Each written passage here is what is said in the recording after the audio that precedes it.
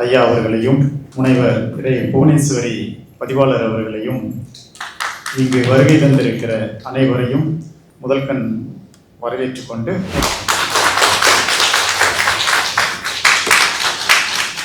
அந்த முன்னோட்ட விளம்பர காட்சியை தொடங்கி வைத்து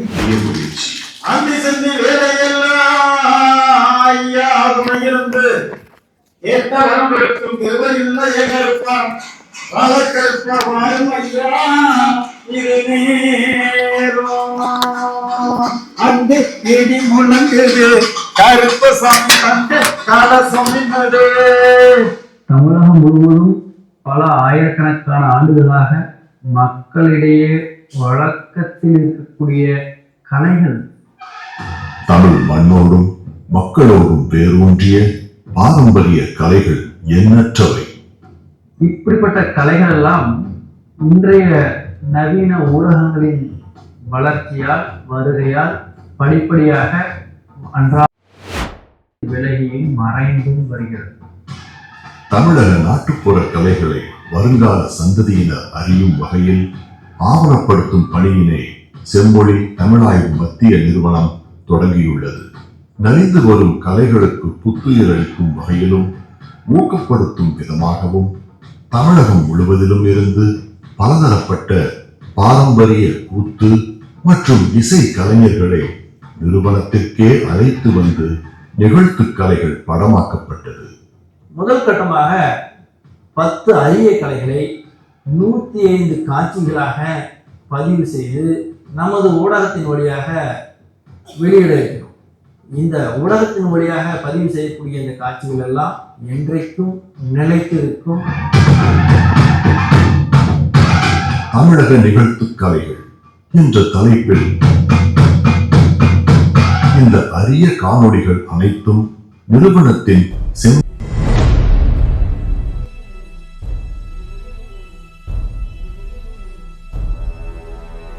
அறிவியலாளர் முனைவர் புவனேஸ்வரி அம்மையார் அவர்களை அன்போடு அழைக்கிறேன். பெரிய முயற்சி. ஒரு வீடியோவை பதிவு செய்து விட்டோம், அதை வைத்து என்ன செய்வதென்றே தெரியவில்லை. அப்படிங்கும்போது அதை ஃபர்ஸ்ட் NCERTக்கு கொண்டு வர வேண்டும். NCERTக்கு அது அப்படியே செய்ய முடியாது. ஏனென்றால் அது தமிழ் மக்கள் பார்க்கக்கூடிய சேனல் இல்லை. நம்ம இந்தியா முழுவதும் உள்ள மக்கள் எல்லோரும், மாணவர்கள், மக்கள், பொதுமக்கள் எல்லோரும் பார்க்கக்கூடிய ஒரு சேனல். அதற்கு ஏற்றவாறு நம் வடிவமைக்க வேண்டும். இது எல்லோருடைய முயற்சியும் கூட. வெளியே கூட எல்லாருமே சொல்றாங்க. நேத்தி ஒரு மீட்டிங் அட்டென்ட் பண்ணும்போது ஒரு ஹை லெவல் மீட்டிங், அந்த மீட்டிங்ல நம் நிறுவனத்தை பற்றி சொல்லும்போது, உங்க நிறுவனத்துல இதெல்லாம் பண்றீங்களா அப்படின்னு சொல்லி royal society of London INSA fellow அவர், நான் நிச்சயம் உங்க இன்ஸ்டியூட்டுக்கு வரேன், அடுத்த வாரம் நான் வருகிறேன், கண்டிப்பாக உங்க இயக்குனரை வந்து நான் சந்திக்கிறேன் அப்படின்னு சொன்னாங்க. கண்டிப்பாக ஓரிரு வாரங்களில் அவங்க எல்லாருமே இங்க வரதா இருக்காங்க. மகிழ்ச்சி, பெரும் மகிழ்ச்சி.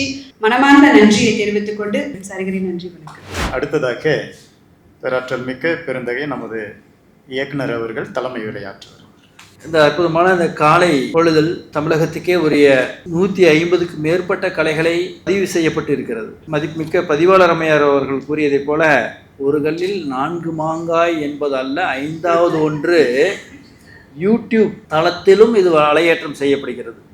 5 ஒரு கல்லில் 5 மாங்காய் என்று சொல்லும் அளவிற்கு பெரிய பணி.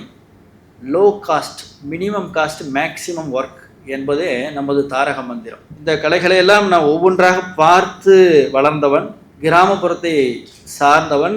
இந்த மாதிரியான கலைகளில் ஏறத்தாழ எங்கள் கிராம பகுதிகளில் அன்னமார் சுவாமி கதைகள் என்பது வருடத்திற்கு ஒரு முறை 1 மாதம் நடைபெறும். அதெல்லாம் பார்த்து இப்படிப்பட்ட கலைகளையும் ஆட்டங்களையும் இதையெல்லாம் பார்த்து வளர்ந்தவன். இன்றைக்கு காலையில் கூட ஒரு அமெரிக்காவிலிருந்து நமக்கு மொழிபெயர்ப்புகளை வழங்கி கொண்டு இருக்கக்கூடிய அம்மையார், வைதேகி அம்மையாரோட பேசி கொண்டு இருக்கும்பொழுது எனக்கும் அவருக்கும் ஒரு வாக்குவாதமே வந்தது. அப்புறம் அவர் அது ஒத்துக்கொண்டார். நமது சங்க இலக்கியங்கள் என்று சொல்லக்கூடிய ஆகப்பெரும் நமது வளங்களை எல்லாம் அச்சில் ஏறுவதற்கு முன்னால் பல காலங்களாக அந்த வழங்கப்பட்டு வந்தது தமிழர்கள் மத்தியில்.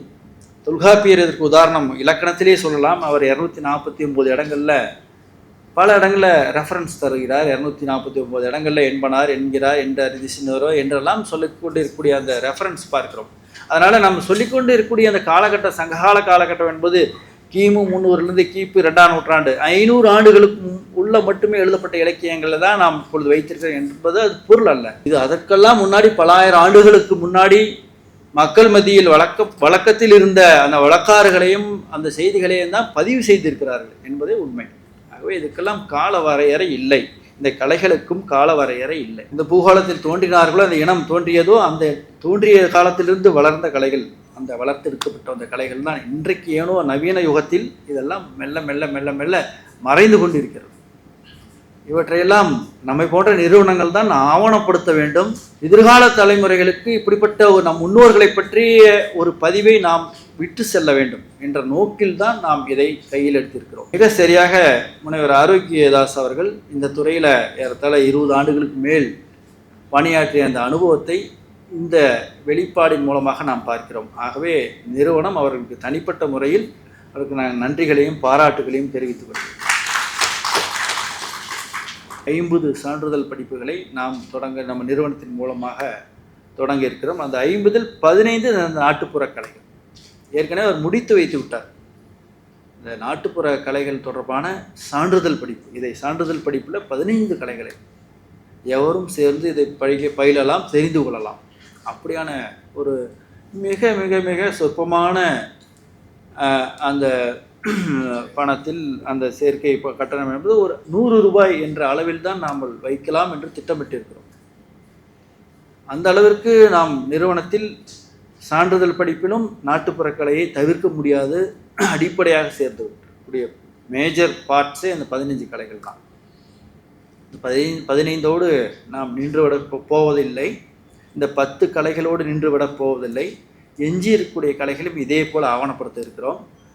வரக்கூடிய காலகட்டங்களில் தமிழகம் முழுவதும் இருக்கக்கூடிய கலைஞர்களை எல்லாம் மீண்டும் அழைத்து வந்து அடுத்த கட்டமாக ஒரு 10-15 கலைகளை 100-150 காட்சிகளாக ஆவணப்படுத்தி இதுபோல் வலையேற்றம் செய்தும் பல்வேறு நூல்களாக, இப்போ அந்த நூல்கள் பார்த்தீங்கன்னா தமிழக நாட்டுப்புற கலைகள் இதுவரைக்கும் தமிழில் நான் பார்த்ததில்லை, வேறு எவராயினும் பார்த்துருக்கலாம், என்னுடைய கண்ணுக்கு கிட்டியதில்லை. இப்படிப்பட்ட கலைகளை ரொம்ப அழகான நேர்த்தியாக அச்சடிப்பட்ட நூல்கள், இதுபோல வெளிவந்ததில்லை இதுவரை. அப்படிப்பட்ட நூல் வெளியிட தயாராக இருக்கிறது. இது தமிழில் மட்டுமல்ல, இந்த கலைகள் உலகம் முழுவதும் செல்ல வேண்டும் என்று ஆங்கிலத்திலும் இப்பொழுது அச்சுக்கு தயாராகி இருக்கிறது, இந்தியிலும் தயாராகி இருக்கிறது.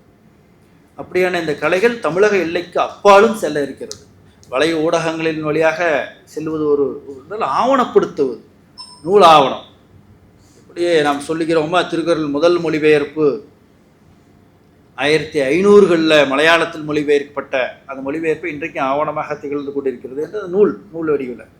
எப்படி நமக்கு ஆவணங்கள் எதிர்கால சந்ததிக்கு ஒரு மிகப்பெரிய ஒரு பொக்கிஷமாக இருக்குமோ, அதுபோல் இந்த காட்சிகளை ஆவணப்படுத்தக்கூடிய நூல்கள் எதிர்காலத்தில் நமது நிறுவனத்திற்கு மட்டுமல்ல நம்ம கலைகளுக்கும் ஒரு உயிர்ப்பாக இருக்கும் என்று நான் இந்த நேரத்தில் கூறிக்கொள்வதில் பெருமை கொள்கிறேன். அந்த வகையில் நமது நிறுவனத்தின் சார்பில் ஏராளமான பணிகள் நடந்து கொண்டிருக்கிறது.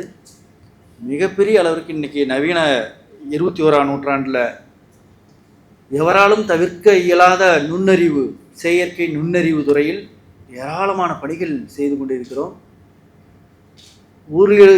ஓரிரு மாதங்களில் அது முழுவதும் நமது வலை தளத்தில் ஏற்றப்படும். அந்த பணிகள் வந்ததற்கு பிறகுதான் தெரியும். செம்மொழி தமிழாய்வு நிறுவனத்தினுடைய பணிகள் பார்த்து நிச்சயமாக பிரமிக்கக்கூடிய ஒரு அளவிற்கான பணிகளாகத்தான் தோன்றும். இப்பொழுது நாங்கள் சில பேர் மட்டுமே அதை பார்த்து கொண்டு இருக்கிறோம். அது நித்தம் பார்க்கும் பொழுதெல்லாம் எங்களுக்கு பெரிய அதிசயத்தை உண்டாக்கக்கூடிய பணியாகத்தான் தெரிகிறது.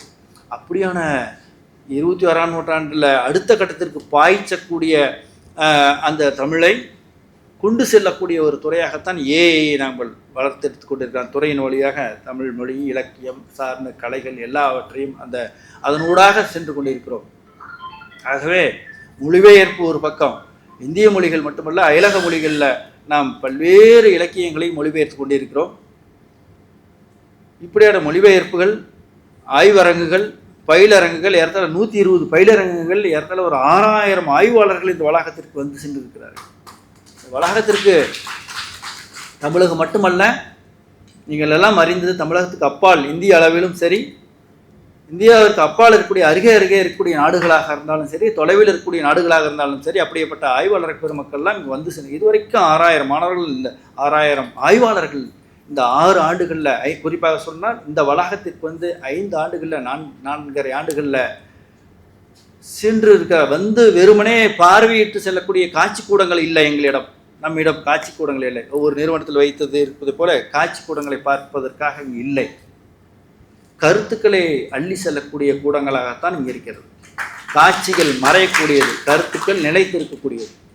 ஆகவே அப்படி கருத்தாளமிக்க ஆய்வுகளை செய்யக்கூடிய இப்படிப்பட்ட ஒரு வளாகம் என்பது இது தமிழகத்துக்கு பெருமையான ஒரு வளாகம். மிக வேகமாக அழிந்து கொண்டிருப்பது இந்த மக்களுடைய வழக்காறுகள். ஒவ்வொரு நாளும் நூற்றுக்கணக்கான சொல்லாடல்கள் நம்மிடமிருந்து மறைந்து கொண்டிருக்கின்றன. பேராசிரியர் இயக்குனர் அவர்கள் சொன்னதை போல இன்றைக்கு நவீன வளர்ச்சி வருகையின் காரணமாக நமது அன்றாட வாழ்க்கையிலிருந்து நாம் காலையில் தொடங்குவதிலிருந்து கண்மூடி உறங்குவது வரைக்கும் நாம் உச்சரிக்கிற ஒவ்வொரு சொற்களை நாம் நினைத்து பார்க்குவோமேயானால் நூற்றுக்கணக்கான சொல்லாடல்கள் நம்மளிலிருந்து அழிந்து கொண்டிருக்கிறது. அதுதான் மொழி அழிவு. மொழி அழிவு என்பது சுனாமியை போல ஒரே நேரத்தில் அழியப் போவதில்லை.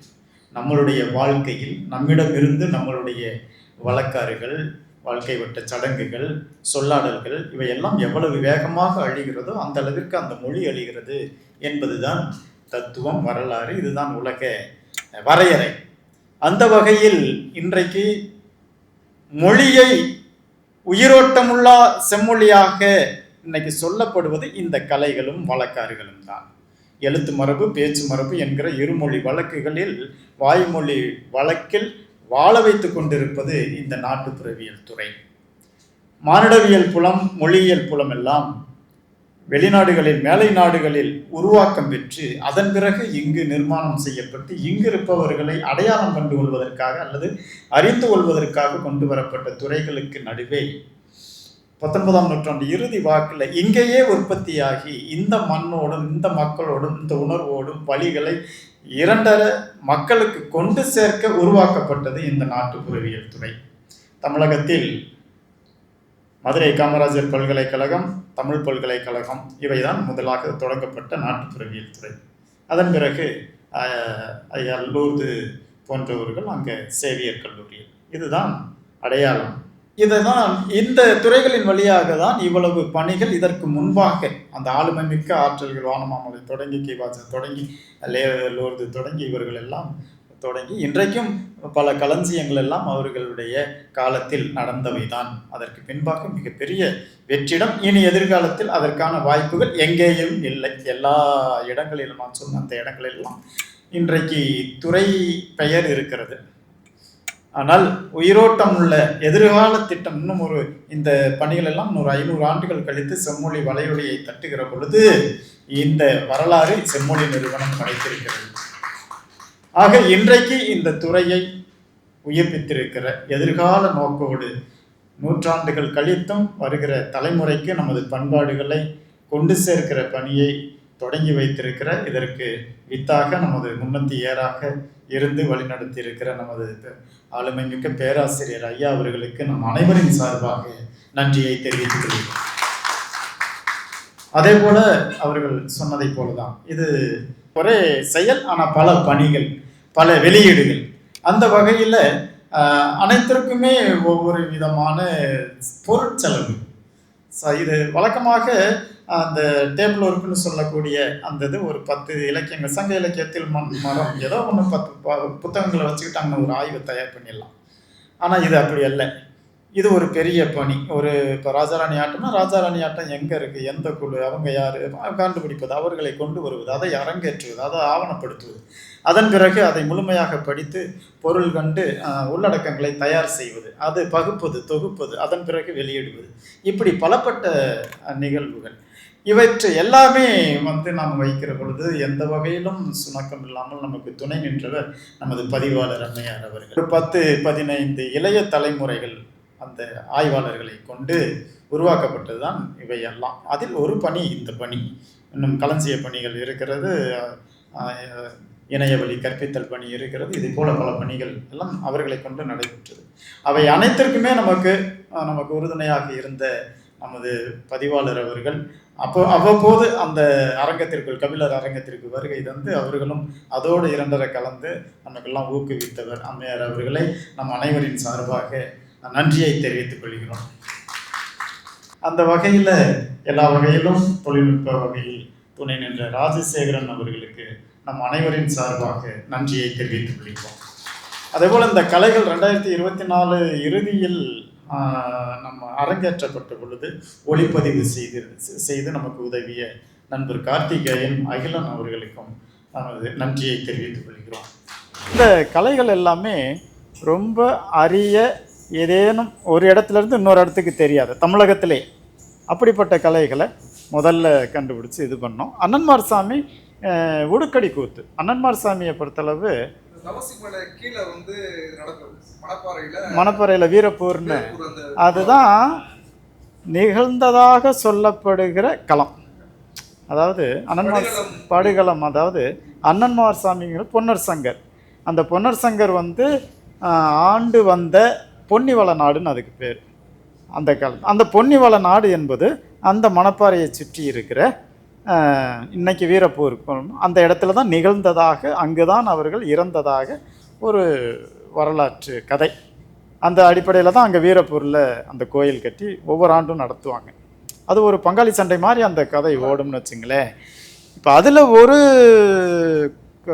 கலை வடிவம் தான் இந்த உடுக்கடி கூத்து. இதிலே பொன்னர் சங்கர் நாடகம் இருக்குது, உடுக்கடி கூத்து இருக்குது, அப்புறம் கூத்து தனியாக இருக்குது. அப்படி அந்த உடுக்கடி கூத்துங்கிறது உடுக்கையை வைத்து கொண்டு ஒரு 3 பேர் மட்டும் நிகழ்த்துறது. அது மாதிரி அழைச்சிட்டு அதை இது பண்ணோம். இந்த மரப்பாவை கூத்தை பொறுத்தளவு இன்றைக்கி ஒரு 2-3 இடங்களில் தான் நடத்துகிறாங்க. அவங்க தான் அவ்வளோதான் இருக்காங்க. இன்னும் சொல்லப்போனால் கலைக்குழுவே ஒற்றை இலக்கத்தில் தான் இருக்குது. ஒரு 6-7 கலைக்குழு தான் இருக்குது. அவங்க தான் தமிழ்நாட்டில். இப்போ இவங்க மயிலாடுதுறை சேர்ந்தவங்க. மயிலாடுதுறையும் சேலம் மட்டும்தான் அந்த மரப்பாவை கூத்து இருக்குது. அந்த அங்கே கண்டுபிடிச்சி சோமசுந்தரம் சொல்லி அவங்களும் பெரிய மூத்த கலைஞர்கள் தான். அவங்களுக்கு பின்னாடி அதெல்லாம் ஆளே இல்லாமல் போயிடுச்சு. அதை கொண்டு வந்தோம். தோல்பாவை கூத்தை பொறுத்தளவு அங்கே கன்னியாகுமரியில் முத்துச்சந்திரன் இவர் 7வது தலைமுறை. இது ஒரு சமூக கலை, குடும்ப கலை. அப்பனு தாத்தாவுக்கு பின்னாடி மகனுக்கு பின்னாடி இப்படி சமூக கலையாக வர்றது. இது 7வது தலைமுறையாக நிகழ்த்திக்கிட்டு இருக்காங்க. இவங்களை பொறுத்தளவு ஒரு அலைக்குடி சமூக மக்கள்.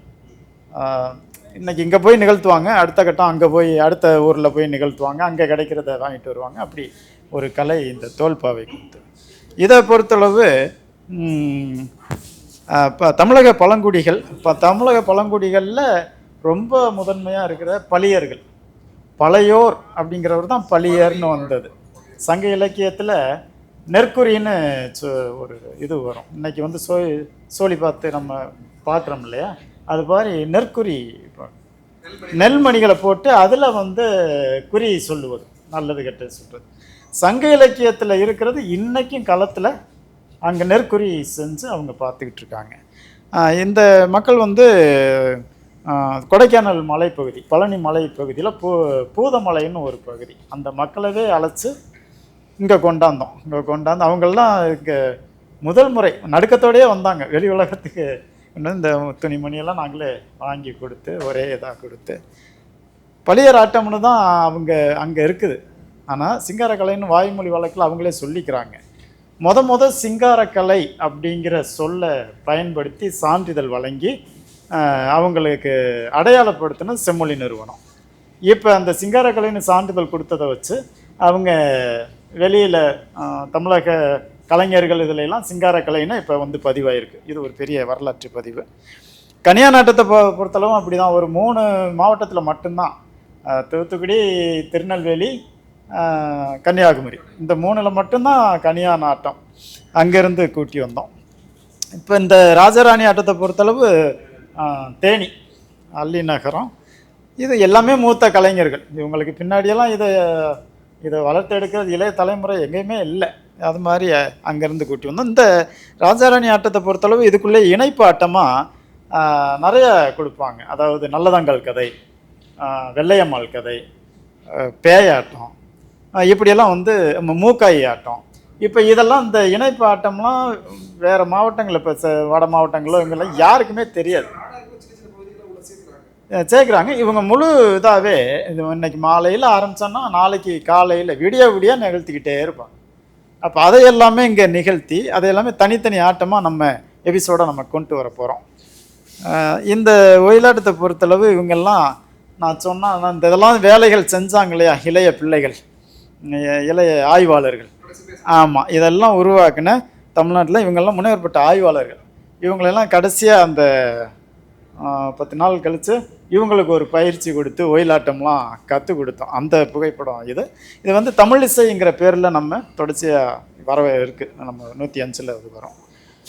இது கைச்சிலம்பாட்டம் இவங்க வந்து சத்தியமங்கலம், விழுப்புரம் மாவட்டம் பக்கத்தில் சத்தியமங்கலங்கிற கிராமம். ஒரு பம்பை இசை கைச்சிலம்பாட்டம். இதை பொறுத்தளவு வட மாவட்டத்தை தவிர தென் மாவட்டங்கள் போனால் கைச்சிலம்பாட்டம்னா என்னன்னு தெரியாது. சிலம்பாட்டம்னா இந்த இதுதான் நினச்சிக்கிட்டு இருக்காங்க. அப்போ இது வந்து அது அல்ல. இது வந்து ஒரு கலை, நிகழ்த்து கலை வடிவங்கிறத நம்ம இங்கே இது ஒரு கோயில் நிகழ்வாகவே இருந்தது. இங்கே பொதுக்கலையாக மாற்றி அது எல்லாமே நம்ம வந்து இதில் வர்றது தான் அந்த கருப்பசாமி இந்த பாடல்கள் ஆட்டங்கள்லாம் நம்ம இது பண்ணியிருக்கோம். இந்த நலன் கும்மியை பொறுத்தளவு அதான் சொன்ன மாதிரி கோவை மாவட்டத்தில் தோளம்பாளையம்னு ஒரே ஒரு சிற்றூரில் அங்கே அந்த நலனை பற்றிய செய்தியாக அந்த பாடலை பாடி ஆடுவது, இது ஒரே ஒரு இடத்துல தான் நிகழ்த்துறாங்க. அதை நம்ம கொண்டாந்து இங்கே அரங்கேற்றி அடையாளப்படுத்தியிருக்கோம். அந்த ஜிம்லா ஆட்டம் அதுபோல் ராமநாதபுரத்தில் மட்டுமே நிகழ்த்தப்படுகிற ஒரு ஆட்டம். இதுவும் ஒரு சமூக கலை தான். அவங்கள கொண்டாந்து இங்கே அரங்கேற்றி இது பண்ணணும். இது ரெண்டுமே ஜிம்லா ஆட்டம் தான். இப்போ இந்த மாதிரியான ஒரு 10 ஆட்டங்கள் மட்டுமே முதலாவதாக நம்ம காட்சிப்படுத்துகிறோம். ஒரு 105 பொருண்மைகளில் இணையவழி மூலமாக உலகத்தில் ஏறத்தாழ 150-160 நாடுகளில் இன்றைக்கு புலம்பெயர்ந்து வாழக்கூடிய தமிழர்கள்லாம் அங்கே கலைகளை எல்லாம் அங்கங்கே இருக்கிற திருவிழாக்கள் எல்லாம் அங்கே அரங்கேற்றம் செய்து கொண்டிருக்கிறார். இங்கிருந்து கலைஞர்களை அழைத்து சென்றலாம். அவர்களுக்கு இப்படிப்பட்டவர்களுக்கும் சரி, இங்கே இருப்பவர்களும் சரி, இந்த ஆன்லைன் கோர்ஸ் பாடத்திட்டத்தின் மூலமாக சான்றிதழ் படிப்பு, அடுத்தது நாங்கள் பட்டய படிப்பு இதெல்லாம் தொடங்க இருக்கிறோம். இப்போ ஏற்கனவே நாங்கள் 15 நாட்டுப்புறவியல் சார்பாக ஒரு 15 பாடங்களை நாங்கள் உருவாக்கி இருக்கிறோம். முற்றிலும் இணையதளத்தின் வழியாகத்தான் இந்த பாடங்களை நடத்த இருக்கிறோம். தேர்வுகளும் இணையதளத்தின் வழியாக, சான்றிதழும் இணையதளத்தின் வழியாக வழங்கியிருக்கிறோம். சரி, ஒரு ஒரு ஒரு மாணவனோ ஒரு ஆய்வாளனோ அல்லது ஒரு பொதுமக்களோ எவரேனும் இந்த படிப்பில் சேரலாம். இந்த படிப்பை பற்றி தெரிந்து கொள்ளலாம், ஒரு தேர்வு எழுதலாம், சான்றிதழை பெற்றுக்கொள்ளலாம். கல்வி தகுதி வரையறை அடிப்படை தகுதி 10ஆம் வகுப்பு சான்றிதழ் படிப்பு தானே. அதனால் ஒரு துறை, உதாரணத்துக்கு ஒரு பொய்க்கால் குதிரை என்ற ஒரு சான்றிதழ் படிப்புன்னா ஒரு அப்படியே வரிசையாக ஒரு 15 வகுப்புகள் இருக்கும். முழுவதும் வீடியோ கிளாஸ். இது முழுவதும் இப்போ வெறும் டெக்ஸ்டில் படிப்பது என்பது மிக குறைவு. அதனால் இருக்கக்கூடிய அந்த காணொளிகளை பார்த்து அந்த தேர்வு எழுதுவது. ஆகவே அவங்க அந்த காணொளிகள் எப்பொழுதும் இணையதளத்தில் இருக்கும். கோர்ஸ் படித்தும் தெரிந்து கொள்ளலாம். படிக்காமல் எங்களுக்கு சான்றிதழே வேண்டாம் என்றால் எங்களுடைய இணையதளத்தினுடைய யூடியூப் தளத்தில் வலையேற்றம் செய்யப்படும், அதை தெரிந்து கொள்ளலாம். ஆகவே இப்படிப்பட்டதெல்லாம் வந்து செம்மொழி தமிழாய்வு நிறுவனம் தமிழகத்தினுடைய இந்த கலை செல்வங்களை எல்லாம் எட்டுத்துக்கும் கொண்டு செல்ல வேண்டும் என்ற நோக்கத்தில் தான் நாங்கள் இந்த பணிகளை ஈடுபட்டிருக்கிறோம். இது மிக சிறப்பான ஒரு வரவேற்பை தரும் என்று நான் 100% நம்புகிறேன். எங்கே போனாலும் நம்ம பிரதமர் வந்து தமிழர் வந்து முக்கியத்துவம் கொடுத்து ஆரம்பிப்பார். போனாலும் சரி, அவங்களுடைய ஆதரவு உங்களுக்கு எப்படி இருக்கு? இது மத்திய அரசாங்கத்தினுடைய நிறுவனம். இது 100% மத்திய அரசாங்கத்தினுடைய நிதி உதவியோடு நடக்கக்கூடிய ஒரு நிறுவனம். மாண்புமிகு பாரத பிரதமர் அவர்கள் எங்கு சென்றாலும் நமது தமிழுடைய பெருமை, இலக்கியத்தினுடைய பெருமை, தொன்மை இவற்றையெல்லாம் பறைசாற்றி கொண்டே இருக்கிறார். அது வெறும் பெயருக்கு மட்டுமல்ல, பெயரளவில் நடக்கக்கூடியது அல்ல, ஒரு ஆத்மாத்மான ஒரு பேருதவியோடு, அவர்களுடைய உதவியோடு இந்த நிறுவனம் அவற்றையெல்லாம் இன்றைக்கு நிகழ்த்தி கொண்டிருக்கிறது. இது உலகம் முழுவதும் இருக்கக்கூடிய பல்வேறு முதன்மையான மொழிகளாகட்டும், இந்திய மொழிகளில் இருக்கக்கூடிய முதன்மையான மொழிகளாகட்டும், அது மட்டும் இல்லாமல் பழங்குடி மொழிகள் என்றெல்லாம் சொல்லக்கூடிய எல்லா மொழிகளையும் இன்றைக்கு நமது இலக்கியங்களையும் இலக்கணத்தையும் நாங்கள் மொழிமாற்றம் செய்து கொண்டு அவர்களுக்கு கொடுத்து கொண்டு இருக்கிறோம். ஆகவே மத்திய அரசினுடைய 100% ஆதரவோடு மிக சிறப்பாக அந்த நிறுவனம் செய்து கொண்டிருக்கிறது. அழிந்து வரும் கலைகள் இதை காப்பாற்ற தமிழர்கள் என்ன செய்ய வேண்டும் என்பதை அழிந்து வரும் கலைகள் அப்படின்னா இன்னைக்கு அது முழுமையான காரணம் நவீன தொழில்நுட்பத்தினுடைய ஒரு வரவு. அதனால் அவர்களுடைய கவன சிதறல் இதெல்லாம் பார்க்குறோம். மக்கள் எப்பொழுதும் மறந்து கொண்டே இருப்பார்கள், அது அவர்களுடைய இயல்பு. அந்த மறந்த செய்திகளையெல்லாம் நாம் அவர்கள் நினைவூட்டுவது நமது கடமை, நம்மை போன்ற கல்வி நிறுவனங்களுடைய கடமை. ஆகவே அவர்களுக்கு நம்ம தமிழர்களுக்கு மட்டுமல்ல, இன்றைக்கி ஒரு வாய்ப்பு எல்லா மொழிகளிலும் கொடுப்பதற்கான ஒரு வாய்ப்பும் இருக்கிறது. தமிழகத்தை சார்ந்தது மட்டுமல்ல, தமிழக எல்லைகளுக்கு அப்பாலும் இந்த கலைகளை எல்லாம் கொண்டு செல்ல நாங்கள் ஆயத்தப்படுத்தி கொண்டிருக்கிறோம். வெவ்வேறு மொழிகளில், முதன்மையான மொழிகளில் கொண்டு செல்ல இருக்கிறோம். ஆகவே இன்றைக்கு மறந்தாலும் இப்போ ஒரு காலத்தில் நாமெல்லாம் இயற்கையான விவசாயத்தை ஒரு காலத்தில் செய்து கொண்டிருந்தோம், பிறகு மரபு மாற்றிய விவசாயத்தை செய்து கொண்டிருந்தோம். இன்றைக்கு மீண்டும் நாம் இயற்கையை நாடி செல்லுகிறோம். இதே போல தான் இன்றைக்கு பார்க்கலாம். இன்றைக்கு தற்காலிகமான ஒரு வரவால் இப்படியான கலைகள் தமிழர்கள் மத்தியில் மறைந்திருந்தாலும், நம்மை போன்ற நிறுவனங்கள் இதையெல்லாம் நினைவூட்டுவதன் மூலமாக எதிர்காலத்தில் அல்லது மிக விரைவில் மாணவர்கள் மத்தியிலும், சிறு பிள்ளைகள் மத்தியிலும், பொதுமக்கள் மத்தியிலும் ஒரு பெரிய ஒரு விழிப்புணர்வை ஏற்படுத்தும் என்ற கருதுகிறேன். ஏன்னா பொது ஊடக தளங்கள்லாம் இன்றைக்கி வெவ்வேறு வகையான காட்சிகளும் வெவ்வேறு வகையான படங்களும் இருப்பதை பார்க்கலாம். இந்த மாதிரியான கலைகள் இல்லை, 1-2 கூட பேச்சுக்கு இல்லை, சான்றுக்கு இல்லை. ஆகவே நாம் இது முழுவதும் ஆக்கிரமிக்க உள்ளோம். இந்த பொது வலைத்தளங்களை எல்லாம் நாம் முழுவதும் இந்த மாதிரியான கலைகள் மூலமாக ஆக்கிரமிக்க இருக்கிறோம். அப்படியாகும்போது நிச்சயமாக அவர்கள் கவனத்தை இது பெறும், முழு வெற்றி அடையும் என்று நான் கருதுகிறேன். நன்றி, வணக்கம்.